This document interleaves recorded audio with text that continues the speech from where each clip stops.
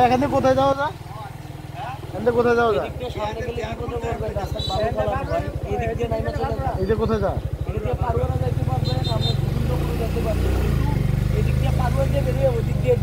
আমরা একটু এখান থেকে ঘুরে আসি। হ্যাঁ, এই যে ফারুর রাস্তা মিষ্টি কুমড়া এখানে মাটিতে উঠে। খুব সুন্দর। আসসালামু আলাইকুম। খুব সুন্দর, খুব সুন্দর। এইটা কোথায় যায় ভাই আঙ্কাল? হ্যাঁ, গুদারাঘাট। গুদারাঘাট।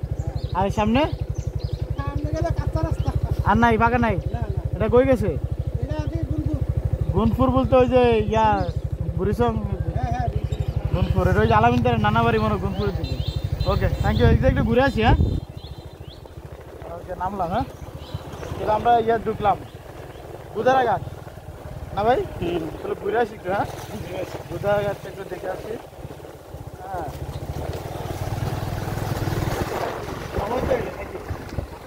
যাবো না ঘোরার জন্য, যাক একটু ঘুরলাম। দেখেন দর্শককে একটু দেখেন, দেখো কোথায় যাচ্ছি, কোথায় আসছি, সবাই একটু দেখো মন করে থেকে দেখাই গ্রামগুলো। গুদারাঘাট যাবো না ভাই? গুদারাঘাট কোন দিক দিয়া? ফাঁকা ফাঁকা চলে। হ্যাঁ, মিষ্টি কুমড়া। ও চমৎকার জায়গা ভাই। এরকম একটু বৃষ্টি হয়ে দিলে মানে একটু ঘুরতে মানে চলাফেরা করতে। হ্যাঁ, আমার মনে হয় যে বাকি বছরগুলো খুব আরামে থাকে। সবজি নিজের খেতে, টাটকা সবজি খান। হ্যাঁ, তারপরে ধান চাল তো নিজে চাল খেতে মনে হয়। তারপর এদিকে তো মিষ্টি কুমড়া না বেশি দেয়। হ্যাঁ, এখন এইদিকে মিষ্টি কুমড়া হচ্ছে। তারপর আর কি যে বলা যায়? আর কি বলবো, মিষ্টি কুমড়া দেখে দেখে না, আমার তাদের সমস্যাটা মনে হয় শুধু যাতায়াতে মানে একটু সমস্যা। এই যে ফসল দিতে অভাব না লাগছে।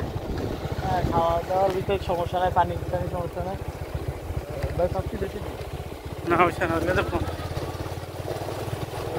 যাচ্ছি দুই চোখ যেদিকে যাচ্ছে, আমাদের গাড়ির চাক্কাও যেদিকে যাচ্ছে আমরাও দিয়ে যাচ্ছি। দেখাই না দর্শকের তারা আসলে সহজভাবে কথা বুঝতে পারবে কিনা আমাদের মতো চলে আসছে। 5 মিনিট লাগছে। বন্ধ করে দেয়। হাইট হয়ে গেল।